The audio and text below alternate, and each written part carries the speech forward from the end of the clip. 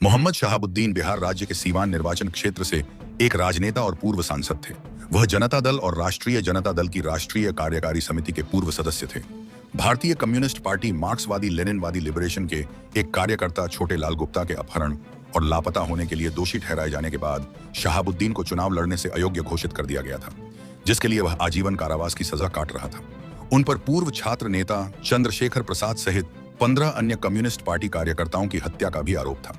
शहाबुद्दीन 1946 से 2004 के बीच सीवान निर्वाचन क्षेत्र से भारतीय संसद के लिए लगातार 4 कार्यकालों के लिए चुने गए। 1995 में जीरादेई निर्वाचन क्षेत्र से बिहार विधानसभा के लिए लगातार 2 कार्यकालों के लिए भी चुने गए। उनकी पत्नी हिना शहाब ने उनकी अयोग्यता के बाद राष्ट्रीय जनता दल के उम्मीदवार के रूप में सीवान निर्वाचन क्षेत्र से चुनाव लड़ा है और उन्हें एक प्रॉक्सी उम्मीदवार के रूप में वर्णित किया गया है। शहाबुद्दीन को एक सजायाफ्ता गैंगस्टर, सीवान जिले का एक बाहुबली और राष्ट्रीय जनता दल के अध्यक्ष लालू प्रसाद यादव का करीबी सहयोगी बताया गया। मोहम्मद शहाबुद्दीन का जन्म 10 मई 1966 को बिहार के सिवान जिले के हुसैनगंज ब्लॉक के प्रतापपुर गांव में हुआ था। उनकी शिक्षा बिहार में हुई और उन्होंने कला में स्नातकोत्तर और राजनीति विज्ञान में पीएचडी की डिग्री हासिल की। 1990 के दशक की शुरुआत में शहाबुद्दीन लालू प्रसाद यादव के नेतृत्व में जेडी की युवा शाखा में शामिल होकर राजनीतिक सुर्खियों में आए। उन्होंने 1990 और 1995 के विधानसभा चुनाव जीते और 1996 में जेडी के टिकट पर लोकसभा के लिए चुने गए, जिसके बाद उनका कद बढ़ता गया। लालू प्रसाद के बिहार की तत्कालीन राज्य सरकार पर प्रभाव और 1997 में राष्ट्रीय जनता दल के गठन के साथ शहाबुद्दीन की शक्ति में नाटकीय रूप से वृद्धि हुई। 2001 में People's Union for Civil Liberties की एक रिपोर्ट में कहा गया है, राजद सरकार द्वारा उसे दिए गए संरक्षण और कानूनी कार्रवाई से वास्तविक छूट ने धीरे धीरे उसे खुद के लिए एक कानून बना दिया और उसे अजेय होने का आभास दिया। चूंकि पुलिस ने उसकी आपराधिक गतिविधियों पर आंखें मूंद लीं और उसे सीवान जिले को अपनी जागीर बनाने की अनुमति दे दी, जहां उसका हुक्म चलता था। शहाबुद्दीन का आतंक का राज इतना पूर्ण था कि कोई भी उसके खिलाफ उन मामलों में गवाही देने की हिम्मत नहीं करता था जिनमें वह आरोपी था। शहाबुद्दीन ने खुद आदि अपने राजनीतिक क्षेत्र में वृद्धि का श्रेय अपने क्षेत्र में राजपूतों, भूमिहारों और ब्राह्मणों के समर्थन को दिया। सीवान और आसपास के क्षेत्रों में उच्च जातियां चाहती थीं कि वह वामपंथी चरमपंथियों के खिलाफ लड़ाई लड़े, इसलिए उन्होंने शहाबुद्दीन को राजनीतिक शक्ति में वृद्धि में समर्थन दिया। 16 मार्च 2001 को पुलिस स्थानीय आरजेडी इकाई के अध्यक्ष पर वारंट की तामील कर रही थी, जब शहाबुद्दीन ने विरोध किया और गिरफ्तारी अधिकारी संजीव कुमार को थप्पड़ मारा या जबकि उसके आदमियों ने पुलिसकर्मियों की पिटाई की। इसके बाद पुलिस ने फिर से ताकत जुटाई और शहाबुद्दीन के घर पर भीषण लड़ाई शुरू कर दी, जिसमें आसपास की अन्य पुलिस इकाइयों से मदद मांगी गई, जिसमें उत्तर प्रदेश की एक इकाई भी शामिल थी। 2000 के दशक की शुरुआत में शहाबुद्दीन सीवान में समानांतर प्रशासन चला रहे थे। पारिवारिक और जमीन विवादों को निपटाने के लिए खाप पंचायतों का आयोजन कर रहे थे, डॉक्टरों की कंसल्टेंसी फीस तय कर रहे थे और वैवाहिक समस्याओं पर मध्यस्थता कर रहे थे। 2005 में सीवान के जिला मजिस्ट्रेट ने उन्हें आदतन अपराधी बताया था। शहाबुद्दीन ने 2004 में सिवान लोकसभा क्षेत्र के लिए चुनाव लड़ा, ज्यादातर जेल से। 2008 के आम चुनावों से 8 महीने पहले 2003 के अंत में शहाबुद्दीन को भारतीय कम्युनिस्ट पार्टी मार्क्सवादी लेनिनवादी लिबरेशन के एक कार्यकर्ता छोटे लाल गुप्ता के 1999 में अपहरण के आरोप में गिरफ्तार किया गया था, जिसे फिर कभी नहीं देखा गया। जेल में रहने के बजाय उन्होंने खुद को चिकित्सा आधार पर सिवान अस्पताल में स्थानांतरित करने की व्यवस्था की। वहां उनके लिए एक पूरी मंजिल अलग रखी गई थी। यहां उन्होंने अपने चुनाव अभियान के आयोजन के लिए बैठकें की और कोई भी उनके अंगरक्षकों की जांच के अधीन उनसे मिलने के लिए आ सकता था। हर दोपहर 4 बजे वह अपने विषयों के लिए श्रोताओं का आयोजन करता था, जो अपने साहब बॉस से मिलने और अपनी समस्याओं का समाधान करने के लिए आते थे। एक अन्य याचिकाकर्ता ने भूमि विवाद को सुलझाने की इच्छा से उन्हें जेल में ही उपहार स्वरूप एक राइफल लाकर दी। हालांकि चुनावों में विपक्ष की ओर से बहुत कम गतिविधि देखी गई। हर दुकान पर शहाबुद्दीन की तस्वीर लगी हुई थी और बीबीसी की एक रिपोर्ट के अनुसार इस निर्वाचन क्षेत्र में विपक्ष के प्रचार का लगभग कोई संकेत नहीं है। एक ग्रामीण ने अपनी पहचान उजागर न करने की गुहार लगाते हुए कहा, क्या आप हमें यह बताकर फांसी पर लटका देना चाहते हैं कि हम यहाँ चुनावों के बारे में क्या सोचते हैं और हम किसे वोट देना चाहते हैं? विरोधियों के बैनर या पोस्टर लगाने के बाद कई फोन बूथ मालिकों और अन्य व्यापारियों की हत्या कर दी गई। चुनाव से कुछ दिन पहले पटना उच्च न्यायालय ने राज्य सरकार को शहाबुद्दीन को सीवान अस्पताल के बजाय जेल वापस भेजने का निर्देश दिया। शहाबुद्दीन ने आराम से चुनाव जीत लिया। हालांकि दूसरे स्थान पर रहे जनता दल यूनाइटेड पार्टी के ओम प्रकाश यादव 2 लाख वोट हासिल करने में सफल रहे, जो कुल मतदाताओं का लगभग 33% था। 1999 के चुनावों में जेडीयू को केवल 7% वोट मिले थे। इन परिणामों की घोषणा के कुछ दिनों के भीतर जनता दल यूनाइटेड के 9 पार्टी कार्यकर्ताओं की हत्या कर दी गई और बड़ी संख्या में पिटाई की गई। यह व्यापक रूप से माना जाता है कि यह एक विश्वसनीय लड़ाई लड़ने का साहस करने का बदला था। भंटा पोखर गांव के मुखिया पंचायत या गांव परिषद के प्रमुख हरेंद्र कुशवाहा, जहां ओम प्रकाश यादव का मजबूत बहुमत था, की एक सरकारी कार्यालय में गोली मारकर हत्या कर दी गई। ओम प्रकाश यादव के घर पर कई गोलियां चलाई जाने के बाद नागरिक अधिकारियों ने उन्हें अंगरक्षक के रूप में 8 सशस्त्र पुलिसकर्मियों की एक टुकड़ी सौंपी। चुनावों के दौरान 500 से अधिक मतदान केंद्रों से बड़े पैमाने पर धांधली और बूथ कैप्चरिंग की खबरें आईं और स्वायत्त चुनाव संचालन निकाय भारत के चुनाव आयोग द्वारा पुनर्मतदान का आदेश दिया गया था। 2005 में शहाबुद्दीन के खिलाफ मामला दर्ज किया गया था कि उन्होंने अपने चुनावी घोषणा पत्र में झूठ बोला था, जबकि उन्होंने कहा था कि उनका नाम 19 मामलों में है।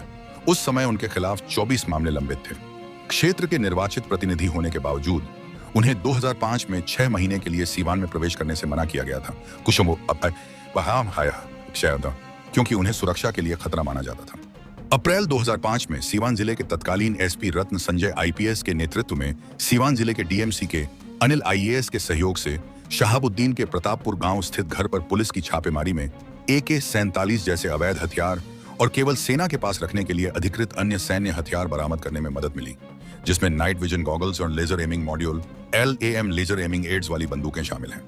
कुछ हथियारों पर पाकिस्तान की आयुध फैक्ट्रियों के निशान थे और तत्कालीन पुलिस प्रमुख ने एक रिपोर्ट में आरोप लगाया था कि शहाबुद्दीन के पाकिस्तान की खुफिया एजेंसी इंटर सर्विसेज इंटेलिजेंस के साथ संबंध हैं। इसके बाद शहाबुद्दीन की गिरफ्तारी के लिए 8 गैर जमानती वारंट जारी किए गए।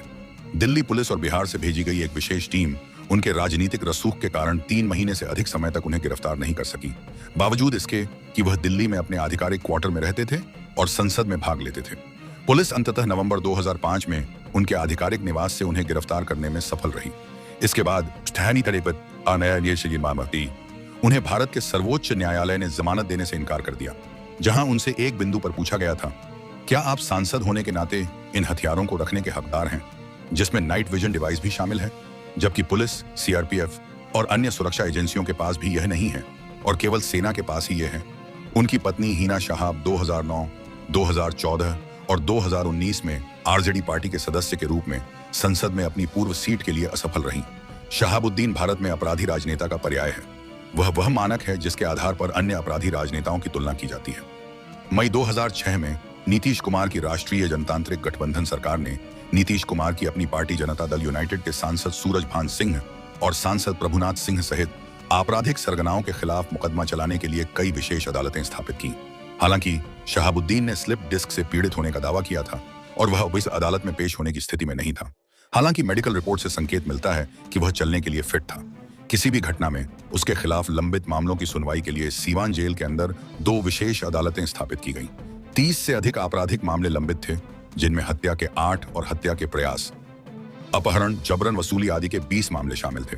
इन पुलिस पंजीकृत मामलों के अलावा कई अन्य अपराध शायद रिपोर्ट नहीं किए गए हों। इनमें सीवान से बड़ी संख्या में गायब होना शामिल है। मीडिया में आई खबरों में आरोप लगाया गया है कि शहाबुद्दीन के अच्छी तरह से किलेबंद प्रतापपुर महल के मैदान में 100 से अधिक शव दफनाए जा सकते हैं जो 2008 की गोलीबारी का स्थल है। अन्य मामले जिनमें उन्हें आरोपी बनाया गया था उनमें जमशेदपुर में तिहरा हत्याकांड और 2008 में CPI-ML कार्यकर्ता मुन्ना चौधरी का अपहरण और हत्या शामिल है। जुलाई 2009 में मामलों की सुनवाई कर रहे सत्र न्यायाधीशों में से एक VB गुप्ता को वकील मेहताब आलम ने धमकाया, जिन्होंने शुरू में शहाबुद्दीन को बचाने के लिए प्रलोभन की पेशकश की। जब यह काम नहीं आया तो उसने न्यायाधीश को खत्म करने की धमकी दी। इसके बाद पटना उच्च न्यायालय ने आदेश दिया कि वकील मेहताब आलम के खिलाफ मामला दर्ज किया जाए। अगस्त 2006 में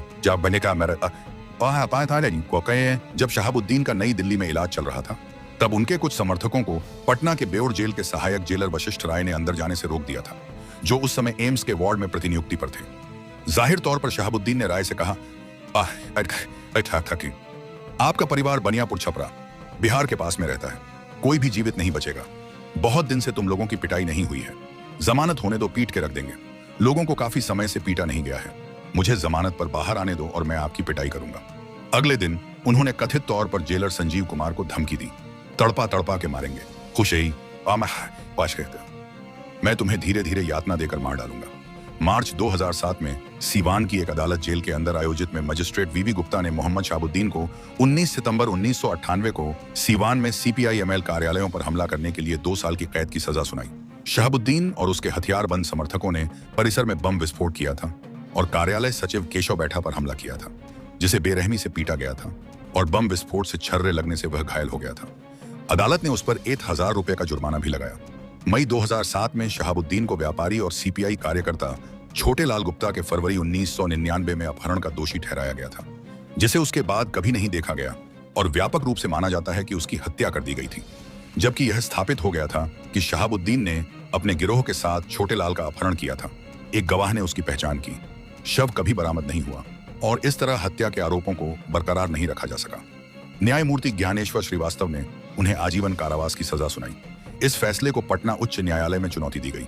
कुछ बिंदु ध्यान देने योग्य हैं कि सजा एक अकेले गवाह पर निर्भर थी, जिसने 7 साल के अंतराल के बाद पूर्व पहचान परेड के लाभ के बिना अदालत में शहाबुद्दीन की पहचान की। शहाबुद्दीन को कई अन्य आपराधिक मामलों में दोषी ठहराया गया था, जिसे क्या बताया था, जिसमें 1996 में तत्कालीन पुलिस अधीक्षक सीवान एस के सिंघल पर हत्या के प्रयास का मामला भी शामिल था, जिसके लिए उन्हें 10 साल की सजा सुनाई गई थी। एस के सिंघल बाद में बिहार पुलिस के डीजीपी बने। 9 दिसंबर 2015 को शहाबुद्दीन को 2004 के दोहरे हत्याकांड का दोषी ठहराया गया और आजीवन कारावास की एक और सजा दी गई। 11 सितंबर 2016 को शहाबुद्दीन को भागलपुर विशेष केंद्रीय जेल से जमानत पर रिहा कर दिया गया। 30 सितंबर को शहाबुद्दीन की जमानत रद्द कर दी गई। 15 फरवरी 2017 को सुप्रीम कोर्ट ने निर्देश दिया कि उन्हें बिहार की सीवान जेल से दिल्ली की तिहाड़ जेल में स्थानांतरित किया जाए। शहाबुद्दीन की शादी 18 नवंबर 1900 को हिना शहाब से हुई थी और उनके 3 बच्चे हैं, जिनमें 2 बेटियां और 1 बेटा ओसामा शामिल है। 3 मई 2021 को शहाबुद्दीन की दिल्ली के दीनदयाल उपाध्याय अस्पताल में 33 साल की उम्र में कोविड-19 से उपजी जटिलताओं के कारण मृत्यु हो गई। जब उनकी मृत्यु हुई तब उन्हें आईसीयू में भर्ती कराया गया था और उनका इलाज चल रहा था। उन्हें 3 मई 2021 को दिल्ली के जदीद कब्रिस्तान अहले इस्लाम ITO कब्रिस्तान में दफनाया गया।